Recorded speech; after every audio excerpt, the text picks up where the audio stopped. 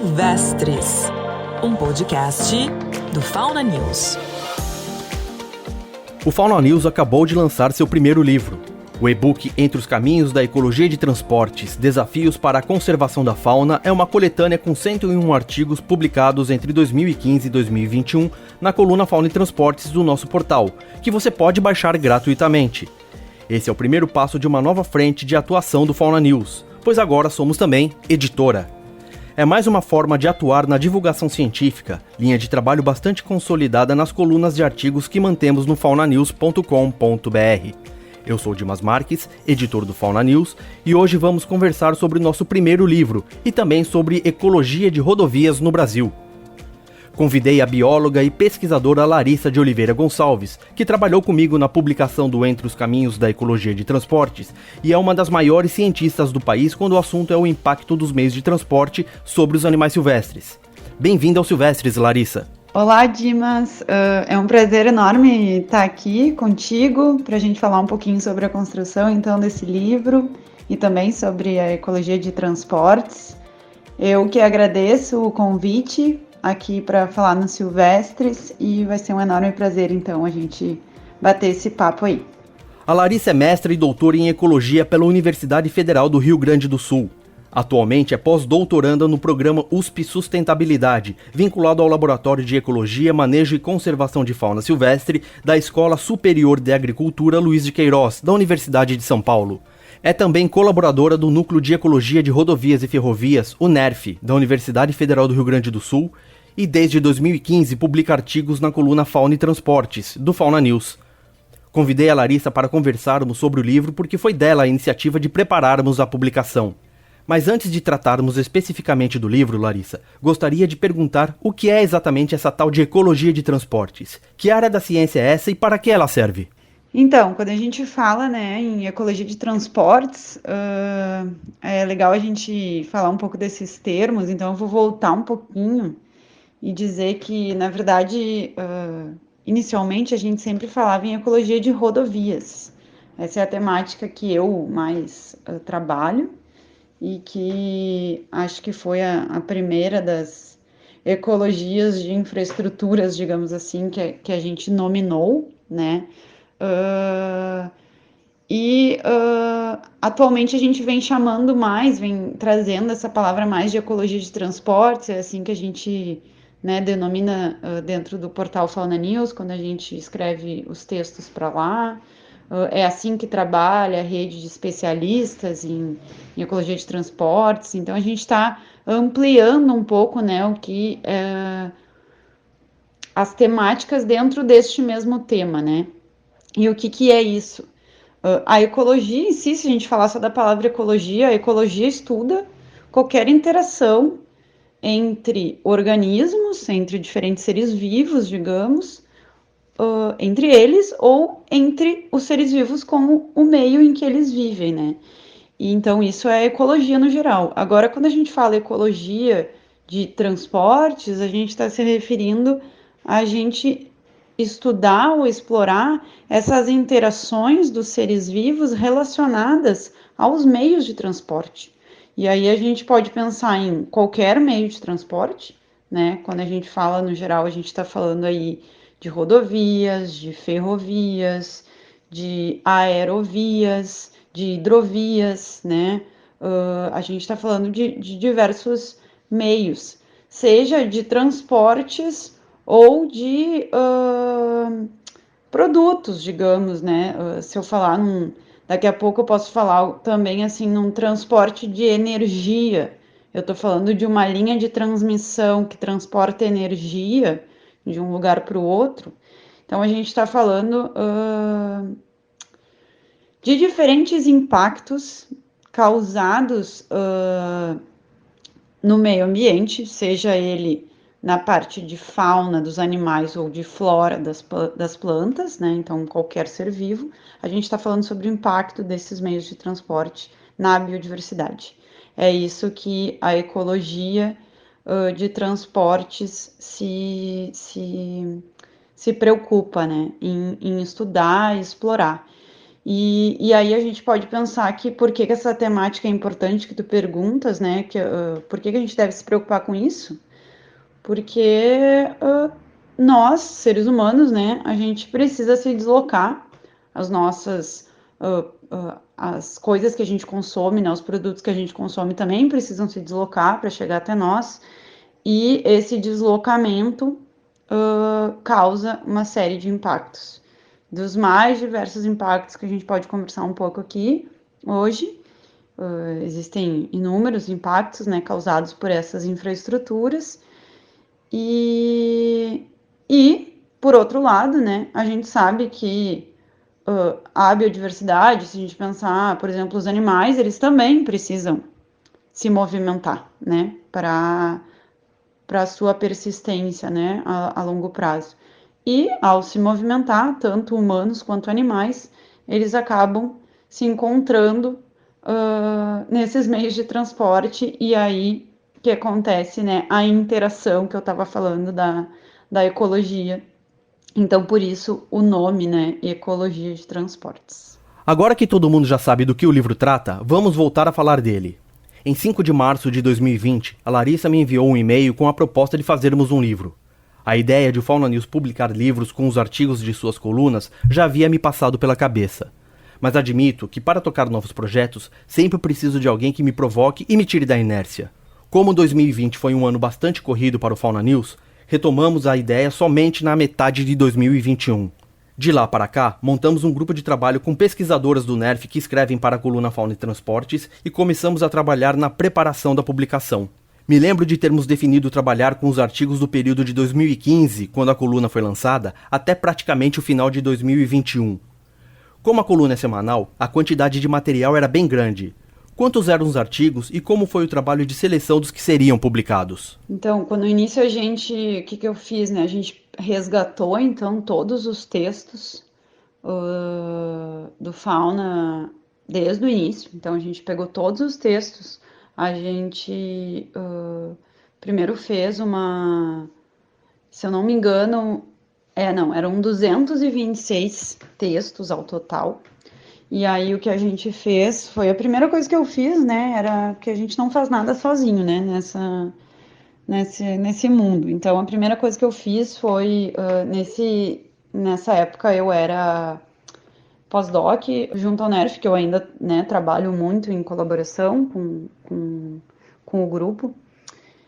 Na época, a primeira coisa que eu fiz foi chegar num dia numa reunião e convidar todo mundo, né? Dizer, olha, pessoal, tô com essa ideia do livro, já conversei com o Dimas topou, a ideia vai ser fazer um livro com os artigos publicados na coluna, que atualmente é chamada de Fauna e Transportes, do Fauna News. Só que eu não consigo fazer sozinha, preciso de ajuda de vocês. E aí, na época... na verdade, fui eu e mais 7 colegas, né? Então, a gente juntou eu, o Dimas, a Bibiana, a Júlia, a Thalita, a Ingrid, a Isabel, a Gabriela e a Bárbara. Então, todas mulheres aí, especialistas no tema, né? Todas, na época, trabalhando dentro do NERF. E aí, o que a gente fez primeiro? Então, agora, nesse momento que eu tô falando, nós somos esse grupo aí de organizadores do livro, que estão lá os organizadores. A gente primeiro fez uma lista desses 226 trabalhos. E a gente precisava fazer uma seleção, porque a gente não tinha condições, talvez, de publicar um livro tão grande. Primeiro a gente, então, fez essa lista, e aí a gente fez um sorteio. Aí a gente tinha, então, né, essas pessoas envolvidas, e a gente fez um sorteio. A gente queria que pelo menos 3 pessoas lessem cada uma dos 226 textos, e cada uma dessas pessoas, independentemente uma da outra, dissesse: esse texto eu acho importante para o livro, esse eu não. Não, antes disso, agora me lembrei também, antes disso a gente fez uma reunião para definir qual seria o público-alvo do livro e o que a gente queria com esse livro.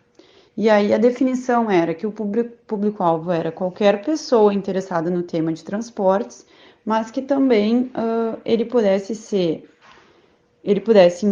instigar pessoas a trabalhar com temáticas que estavam sendo trazidas ali, ele ajudar pessoas que já trabalham com essas temáticas. Então, por exemplo, poderia ser para profissionais da área, talvez para alunos de graduação que estão iniciando na área, ou para talvez, sei lá, para uma professora de escola que daqui a pouco está trabalhando matemática de conservação da biodiversidade e quer um texto de divulgação científica, por exemplo. Então, ele poderia ter a ideia foi que ele fosse um livro bem amplo, com esses objetivos e para esse público. E aí, a partir daí, o que a gente fez foi definir que todos os artigos eles deveriam ser lidos por 3 pessoas, 3 dos organizadores, e cada um deles iria dizer se aquele artigo entrava ou não no livro e por quê. E nessa mesma seleção, se o artigo entrava ou não, qual era a temática, né, daquele artigo e qual era o grupo faunístico que ele estava relacionado, se houvesse algum grupo relacionado. Isso tudo a gente fez vários critérios para que depois a gente conseguisse pensar na estrutura do livro. Então, assim, era uma parte bem assim, ler o texto e definir se ele vai ou não entrar no livro, depois avaliar quais textos as pessoas acharam que tinha que não ou não entrar no livro. Depois dessa primeira seleção, a gente foi para uma etapa, que eu não me lembro agora qual o número, mas eu acho que ele foi reduzido para uns 120 textos, talvez, um pouco menos. A gente foi para uma etapa que a gente precisava ler os textos com uma leitura de revisão aí e sugerir mudanças, porque imagina que esses textos foram escritos em 2016, 2017, às vezes eles tinham indicação, o ano passado foi feito tal coisa, então tinha que se necessitava, né, uma revisão mais detalhada da escrita desses textos para ver se eles estavam adequados a uma leitura de um livro, né, que necessitava ser talvez atemporal ou pelo menos uma indicação do tempo, né, que estava sendo citado. Às vezes, como eram textos que estavam no portal do Fauna News, eles tinham uma série de links que eram relacionados ao texto, que a gente precisava ver se esses links estavam funcionando, se esses links, que referência que esse link precisava para estar no texto. Então a gente começou a fazer essa revisão. Essa revisão toda também foi feita apenas pelas organizadoras. Cada uma, agora eu não me lembro também quantos, mas revisou uma série de textos e no fim a gente ficou com 101 textos. E aí depois, muito tempo depois de recebido, né, todos esses textos corrigidos e em concordância, né, com a ciência de todos os autores, a gente começou a organizar a estrutura do livro, a ordem dos textos e a estrutura de capítulos, qual texto ia para qual capítulo, qual texto ia ficar antes de qual. Então, assim, o processo de elaboração ele durou muito tempo. Bastante tempo, até muito mais do que a gente gostaria, mas acredito eu que o produto tenha ficado muito melhor por essa dedicação ao longo do processo e o cuidado, né, de fazer as coisas com bastante dedicação e cuidado para que a gente não cometesse assim uma sequência de textos que talvez não fizessem sentido, um texto dentro de um capítulo que talvez ele não falasse sobre aquilo. Então, todo esse cuidado ele aconteceu e foi feito em conjunto. Aí, depois que a gente tinha esse documento final, né? Então, finalmente, um documento que juntasse todos os artigos, a sequência que a gente pretendia para ele, a gente começou aí sim a pensar em formato, né? Como é que a gente ia fazer? Ele é um e-book, então a gente queria colocar uns hiperlinks, porque os artigos do Fauna News, eles tinham uma série de referências citadas. Como é que a gente ia fazer isso? Aí se começou a organizar a parte de formato. Então, como seriam os hiperlinks? Onde estariam as referências? E isso também levou bastante tempo, que a gente teve que formatar, então, as referências, avaliar se os hiperlinks estavam funcionando, teve toda essa parte. Esse processo foi bastante trabalhoso, com muitas releituras e discussões. Quando finalmente chegamos ao conjunto dos artigos escolhidos, enviamos para o revisor de língua portuguesa, o José Júlio do Espírito Santo, e na sequência para a diretora de arte, a Valquíria Garotti. Nesse momento, tivemos de escolher fotografias para ilustrar o livro. Larissa, me conta como foi essa etapa das imagens. De onde vieram as fotos?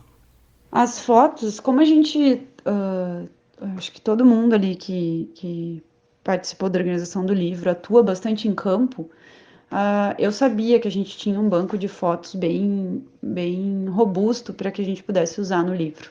Então, a primeira coisa que eu fiz quando a gente começou a pensar, porque primeiro a gente tinha pensado num livro sem muitas imagens, então a gente nem selecionou as imagens que estavam relacionadas aos artigos publicados no Fauna News. A gente tinha, então, esse arquivo apenas de texto. E aí depois a gente começou a pensar que imagens que a gente ia usar e como que a gente poderia ilustrar o nosso livro. E aí se decidiu por utilizar fotos, porque a gente tinha, sim, acesso a um banco de fotos, com fotos muito, muito bonitas. Então, a primeira coisa que eu fiz foi consultar, né, as próprias organizadoras. E a gente tem uma delas, que é a Gabriela Schuch, que é bióloga, mas uma entusiasta aí da fotografia.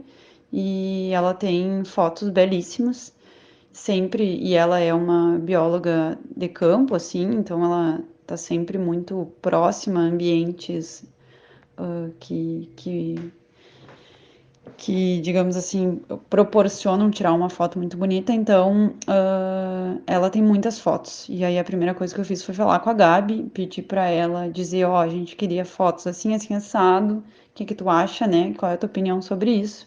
Então, a gente começou a buscar essas fotos, as outras gurias também sugeriram fotos, e começamos a fazer um banco de imagens para cada... Primeiro a gente definiu quantas fotos a gente queria, de que estilo de foto, qual é a temática que a gente queria representar naquela foto, e aí a gente foi buscando.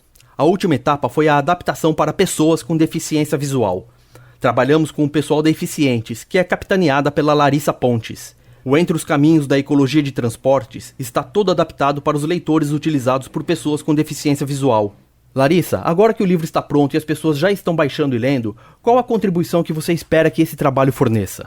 Bom, acho que a contribuição que eu desejo, né, é que a gente propague cada vez mais esse assunto nos diferentes públicos, né, nos diferentes lugares, digamos assim, porque não basta a gente ficar produzindo, né, um conhecimento acadêmico, assim, a gente precisa trazer esse conhecimento numa linguagem mais acessível. Então, acho que o livro ele se propõe a fazer divulgação científica, né, de uma maneira mais simples, e não só divulgar ciência, mas também instigar pessoas a trabalharem naquele tema e também a se preocuparem com aquele tema, né? Porque como a gente está lidando com uma temática dos meios de transporte, qualquer pessoa, né, que se desloque, e a gente precisa se deslocar por aí, qualquer pessoa que se desloque, ela pode estar preocupada com algumas dessas temáticas e ter interesse em saber um pouco mais. Então, acredito eu, ou na minha opinião, a principal contribuição é que difundir cada vez mais as preocupações relacionadas tanto à conservação da biodiversidade como à segurança das pessoas, né, que envolvem a temática de ecologia de transportes. E uma coisa que tem a ver um pouco com essa questão da contribuição, o nosso livro, ele foi produzido a partir de um financiamento coletivo, né? E aí a gente reconheceu também essas pessoas, né, na publicação do livro, então o nome dessas pessoas estão lá.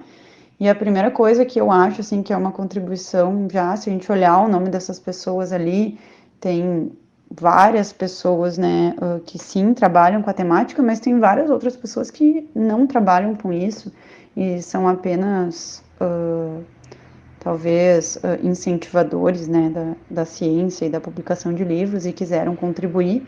E se você que está nos acompanhando ficou interessado em ler nosso primeiro livro, basta acessar o portal do Fauna News para baixá-lo gratuitamente. Procure a área Livros do Fauna na seção Projetos, que está no menu do site. Ou para facilitar, acesse o link que está na descrição do episódio ou ainda jogue o nome do livro Entre os Caminhos da Ecologia de Transportes no Google, que vai aparecer logo na primeira opção de sua busca. Larissa, quero aproveitar a sua participação no Silvestres para falarmos dos impactos dos meios de transporte sobre a fauna, mais especificamente sobre a questão das rodovias. O Brasil tem uma malha viária gigantesca. Em linhas gerais, como está a infraestrutura de nossas estradas e rodovias para reduzir dois impactos em especial: os atropelamentos e a fragmentação de habitat? Pois é, o Brasil ele tem sim uma malha viária muito expressiva, né? Ainda mais se a gente estiver falando de malha rodoviária, né? Nós somos um país que escoa grande parte dos nossos bens e serviços a partir das rodovias. Então, a gente tem muitos, né, quilômetros ao longo de todo o país, né? Com uma parte do país com uma malha bem mais consolidada, né? Como o Sudeste, por exemplo, e outra parte, Sul e Sudeste, né? E outra parte de uma malha que vem sendo cada vez mais alvo de expansão, né? Como é o caso das rodovias na Amazônia. E o que a gente, como país, vem fazendo para reduzir esses impactos? Uma coisa importante da gente falar é que as rodovias são, sim, uma atividade classificada, né? Que precisa passar por licenciamento ambiental, né? Por ela ser uma atividade potencialmente causadora de dano, né? Se tu citou, né, os atropelamentos e fragmentação, quando a gente coloca no sentido de implanta uma rodovia num determinado local, a gente tem essa perda de habitat, que a gente chama, que é esse corte numa determinada vegetação, por exemplo, onde vai ser implantada a rodovia, e a partir dali a gente pode causar uma série de impactos. Então, a fragmentação desses ambientes, a partir daquela, digamos, pensando na rodovia como uma linha, é sim um impacto importante. E para a gente reduzir questões de o quanto que os ambientes estão sendo fragmentados ou não, isso precisa ser lá no início do planejamento, né, dessa infraestrutura. Talvez a gente evitar áreas importantes para conservação seja um caminho, né? E isso deveria ser, sim, feito na parte de planejamento, então nos estudos de viabilidade dessas infraestruturas, a gente deveria pensar em alternativas que reduzam os impactos ambientais também, né? A gente tem aí um debate sobre a fragilidade desse processo, mas ele é, digamos, reconhecido na nossa legislação como necessário. Sobre os atropelamentos, a gente tem uma série de medidas sendo implantadas em todo o Brasil, e muito porque mesmo rodovias que não passaram por um processo de licenciamento, seja porque elas são mais antigas ou por qualquer outro motivo, elas passam atualmente por processos que podemos chamar assim de regularização ambiental. Então, essas rodovias têm sim uma regulação, né? Rodovias concessionadas, por exemplo, têm uma regulação e elas precisam seguir algumas normas. Então, a gente tem, sim, vários exemplos e exemplos de sucesso no Brasil atualmente, de estradas que vêm sendo implantadas aí, diferentes tipos de estrutura para reduzir os atropelamentos. A redução de atropelamentos, a gente sabe que ela é bastante efetiva quando a gente impede que os animais acessem a rodovia, então com a instalação de cercas, mas esse também é uma questão, né, porque a gente tem muito os casos de roubo, de cerca, e tem toda a questão que envolve esse tipo de implantação desse tipo de estrutura. O que também se faz muito, que tem a ver, pode sim ajudar a reduzir os impactos, dependendo de como for, mas que a gente sabe que ajuda a permitir que os animais, né, se movimentem, porque outro impacto das rodovias é a redução de conectividade, né? A conectividade é o que? É o movimento, falando de uma forma bem geral, é o como que os animais, eles se movimentam ao longo dessa paisagem. E quando a gente coloca uma rodovia num determinado local, essa rodovia ela pode atuar assim como uma barreira ao movimento, seja porque os animais evitam chegar ali no asfalto, seja porque eles evitam os carros, seja porque eles não conseguem mesmo chegar do outro lado. E aí que vem uma medida que vem sendo muito implantada em todo o Brasil, que são as passagens de fauna. Passagens de fauna são estruturas instaladas sobre a rodovia, né, ou sob a rodovia, então elas podem ser por cima da rodovia ou por baixo da rodovia, e elas, a principal função delas é permitir uma travessia segura para os animais. Então a gente já tem hoje, a gente inicialmente começou a implantação desse tipo de estrutura com estruturas subterrâneas, então galerias por debaixo das estradas, muitas vezes associadas até a cursos d'água, onde a gente tinha travessia de drenagens, né? Mas também exclusivas para animais, que seriam as ditas passagens de fauna. Mas a gente também já tem hoje casos de estruturas de travessias superiores, né? A gente pode chamar isso de estruturas de dossel também, ou seja, numa área de vegetação arbórea, a gente tem algum tipo de estrutura que conecta as copas das árvores, e essas tem vários tipos, vários modelos, né? A gente tem um exemplo de muito sucesso na BR-101, na região sudeste, que tinha um alvo, né, de ajudar o movimento de uma espécie ameaçada, né, do mico-leão. E essa estrutura, ela tem hoje já resultados, né, tem aí reportagens na mídia de bons resultados de sucesso dessa movimentação desse animal que era alvo da medida. A gente tem também exemplos já de implantação de grandes viadutos de vegetação, viadutos vegetados. A gente pode pensar como se fosse um viaduto para carros, mas é um viaduto instalado para que conecte os ambientes dos dois lados e que seja possível a travessia segura dos animais.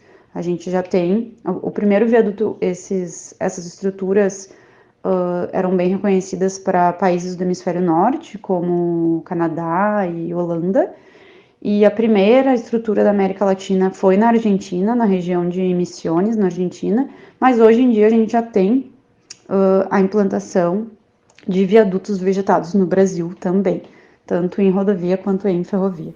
Os atropelamentos de fauna são o impacto mais visível e mais forte para as pessoas. Fala-se muito na estimativa do Centro Brasileiro de Ecologia de Estradas de que 475 milhões de animais silvestres morrem por atropelamento todos os anos nas rodovias do Brasil.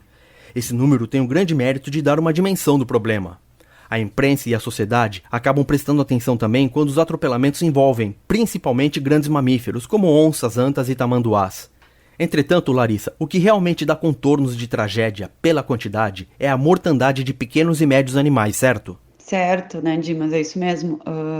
A gente já tem um número muito elevado de ocorrências de animais grandes, de médio e grande porte, que são esses que têm maior risco à saúde das pessoas, né, envolvidas em acidentes desse tipo, ou até de maiores danos econômicos e materiais, dependendo, né, do animal. Mas quando a gente pensa em números, e se a gente estiver olhando, né, ou pensando numa preocupação para a conservação da biodiversidade, a gente precisa se preocupar também com os pequenos animais. Então, olhar para os médios e pequenos, né, e não para os médios e grandes, é muito importante quando a gente está falando em quantos animais morrem. Normalmente, quando a gente vê os números divulgados pela mídia enfim, números que normalmente a gente escuta, eles estão muito voltados a números que envolvem animais médio e grande portes. Mas se a gente olhar para os pequenos, a gente já tem evidências na literatura, né, mostrando que, por exemplo, o grupo dos anfíbios é o grupo de animais mais afetados pelas rodovias, né? E isso que a gente está falando aqui só de questão de número de atropelamentos, né?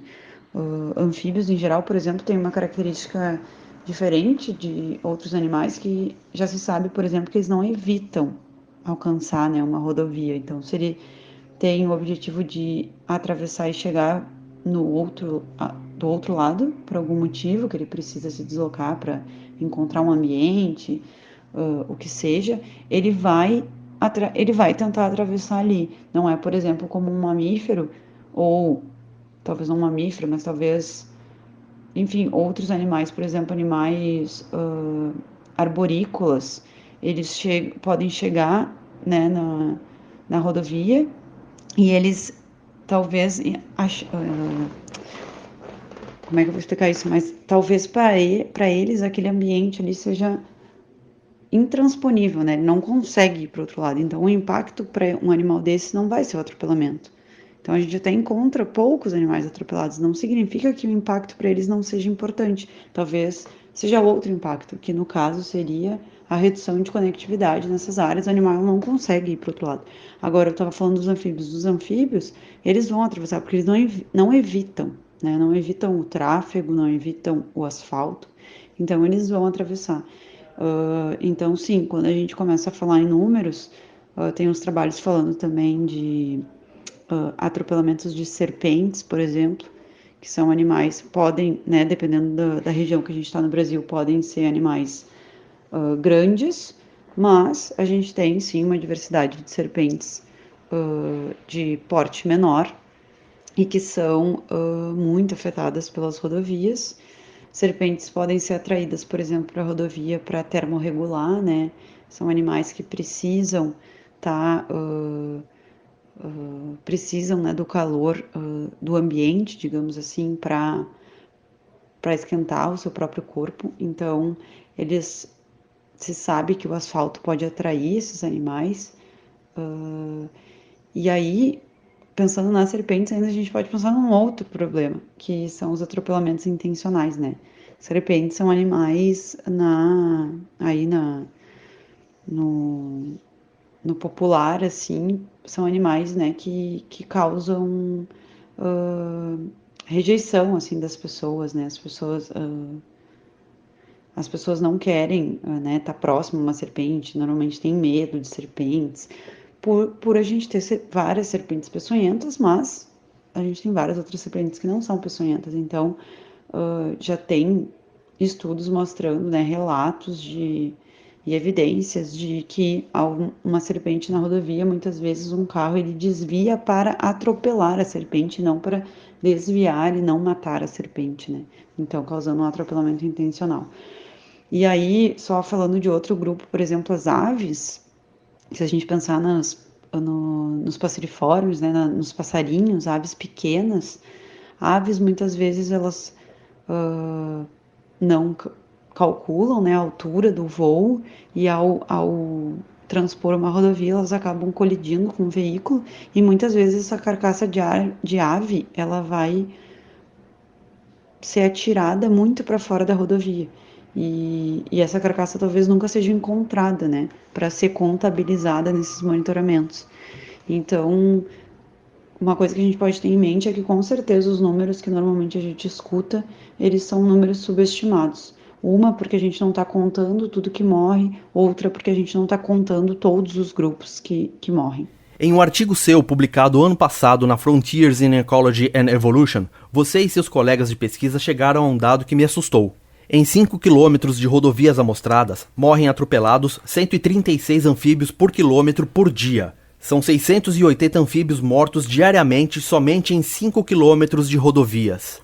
Você pode nos dar mais detalhes desse estudo? Onde foi realizado? Se foi feito em uma rodovia somente? Quais animais envolveu? Sim, com certeza, posso dar mais detalhes, né? Esse estudo, o interessante, né, só para contextualizar um pouco mais ele, a gente já tinha um monitoramento dessa rodovia focado em outros grupos faunísticos, né? Focado em mamíferos, répteis e aves. Só que o monitoramento, nesse caso, tinha sido feito com veículo, né? De carro, como normalmente são feitos os monitoramentos em rodovias. Só que os anfíbios, eles são muito diminutos. E nesse caso específico, a gente está falando de 2 rodovias na região costeira do Rio Grande do Sul. A gente está numa região que tem lagoas costeiras bem importantes e essas rodovias, inclusive, cortam essas lagoas, né? Atravessam, né, essas lagoas. E aí a gente tem uma região de áreas úmidas muito importante. E anfíbios, a gente já sabe que o monitoramento, principalmente em regiões que a gente tem anfíbios muito pequenos, o monitoramento feito de carro, ele não é a gente não consegue observar anfíbios pequenos fazendo um monitoramento de carro, porque eles são muito pequenos. Então, o que aconteceu foi que a gente sabia que essa região era importante para esse grupo, sabia que poderia haver números bem alarmantes de anfíbios atropelados, e aí a gente pensou em um monitoramento específico para o grupo. Então, esse trabalho, ele foi feito dentro de... Ele é uma rodovia que é gerenciada, né, pela uma empresa pública no Rio Grande do Sul, e ele foi um trabalho exigido pelo órgão ambiental. Então, a gente fez um monitoramento a pé, então os observadores, né, os pesquisadores envolvidos nessa, e esse trabalho não é só meu, né, mas de vários colegas, os pesquisadores envolvidos, eles percorreram esses 5 quilômetros, que foi o que a gente estabeleceu a pé para contabilizar os anfíbios. E como é que a gente chegou primeiro nesses 5 quilômetros? Nesse estudo, a gente propõe, inclusive, uma forma de primeiro priorizar áreas para amostrar. Como a gente está fazendo um monitoramento a pé, é claro que a gente não vai propor que a gente monitore a partir de hoje rodovias a pé pelo Brasil.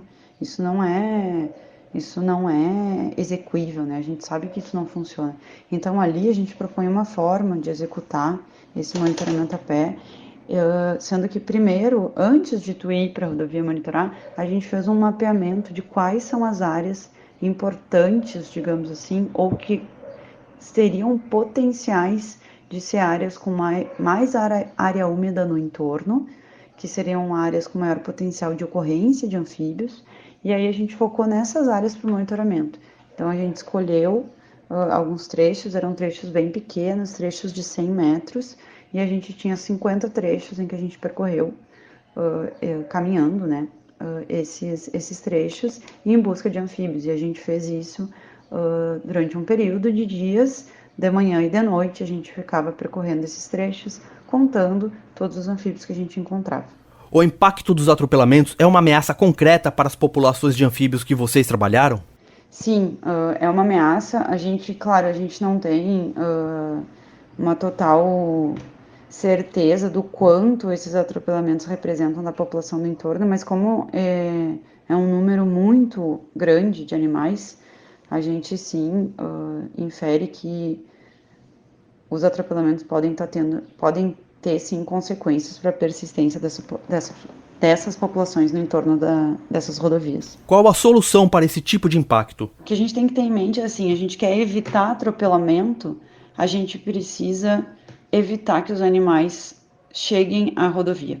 Então a gente precisa de alguma forma fazer com que eles que não aconteça, né, o encontro dos animais com os veículos. Então já existem cercas próprias para animais de pequeno porte, como os anfíbios. Então são cercas bastante baixas, né, cercas baixinhas, cercas que não são vazadas, como os alambrados que a gente está acostumado a ver para animais maiores, eles são como se fosse a gente pode pensar num muro, né, mas é claro, não é rígido, elas não são rígidas como um muro de concreto, porque existe uma discussão sobre segurança, né, da segurança viária em relação a esse tipo de estrutura, mas já existem, são implantadas em outros lugares do mundo, mas no Brasil, a primeira vez que se implantou medidas de mitigação específicas para anfíbios foi no Rio Grande do Sul também, mas em outra estrada, não nessa desse estudo que a gente acabou de falar, mas numa estrada na região nordeste do estado, uma estrada em que ela corta uma reserva biológica, então uma unidade de conservação, e se sabe da existência, né, da ocorrência nessa unidade de conservação de anfíbios ameaçados e de populações que provavelmente estão sendo afetadas pela rodovia.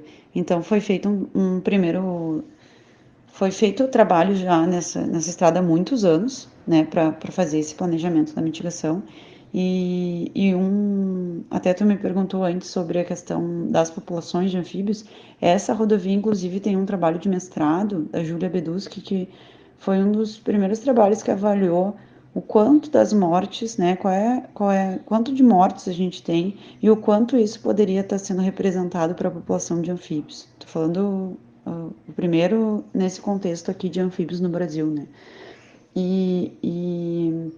Então ali se tinha uma ideia de que os atropelamentos, sim, estavam tendo um risco à persistência das populações desses anfíbios ameaçados.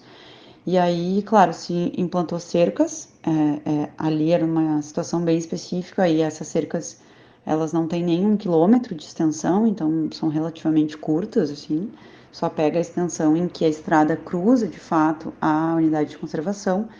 Só que além das cercas, né, a gente não pode simplesmente colocar uma cerca. Cerca é efetiva para reduzir os atropelamentos, né, porque ela barra os animais, mas a gente, ao instalar uma cerca, a gente vai estar aumentando a magnitude de um outro problema, que é o isolamento das populações dos dois lados da rodovia. Então, a gente sempre precisa instalar cerca associada a passagens de fauna que vão permitir a travessia segura desses animais para o outro lado da rodovia.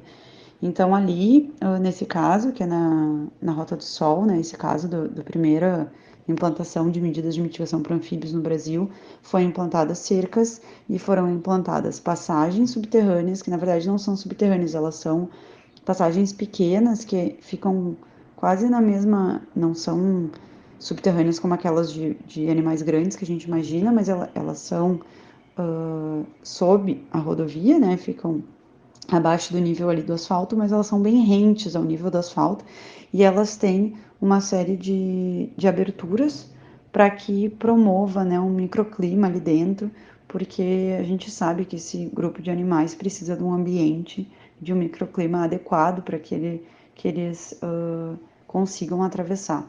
Então, é chamado também essas passagens de túneis climáticos, também são chamados, porque eles promovem, né, esse ambiente adequado para os anfíbios. Nessa mesma estrada também foram implantados umas estruturas que nunca tinham sido implantadas no Brasil para anfíbios arborícolas, que é outro problema dessa estrada específica. Ali tinha atropelamento de anfíbios terrícolas, né, anfíbios que caminham, e também anfíbios arborícolas, anfíbios que utilizam as copas das árvores. E aí foi instalado estruturas, essas estruturas eu não sei bem agora como que tá, mas eu acho que ainda não houve monitoramento delas, porque elas ainda precisavam ser colonizadas pelas plantas, para que houvesse então uma ligação de dossel, para que aí sim se espera então que os animais comecem a utilizar, né, essa estrutura aérea aí nesse caso. Qual a sua visão de futuro sobre o impacto das rodovias na fauna?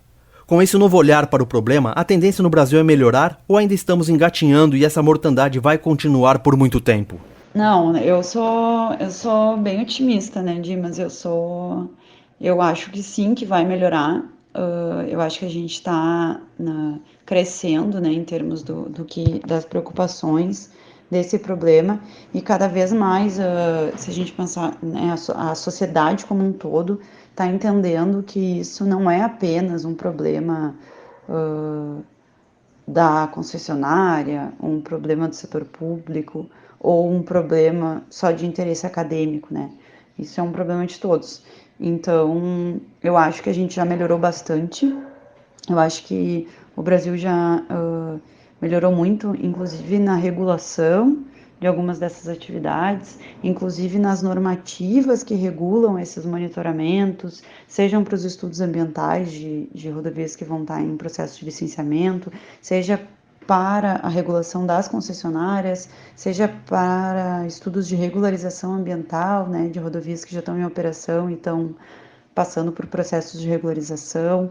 Então, eu acho sim que os estudos vêm melhorando. A gente está cada vez mais implantando mais medidas de mitigação, então também está tendo mais medidas, mas uma coisa que aí talvez eu não seja tão otimista, mas eu deixo aqui, né, apenas uma reflexão, é que não adianta a gente implantar um monte de medidas de mitigação e a gente não avaliar se essas medidas estão funcionando para reduzir os impactos que elas foram planejadas.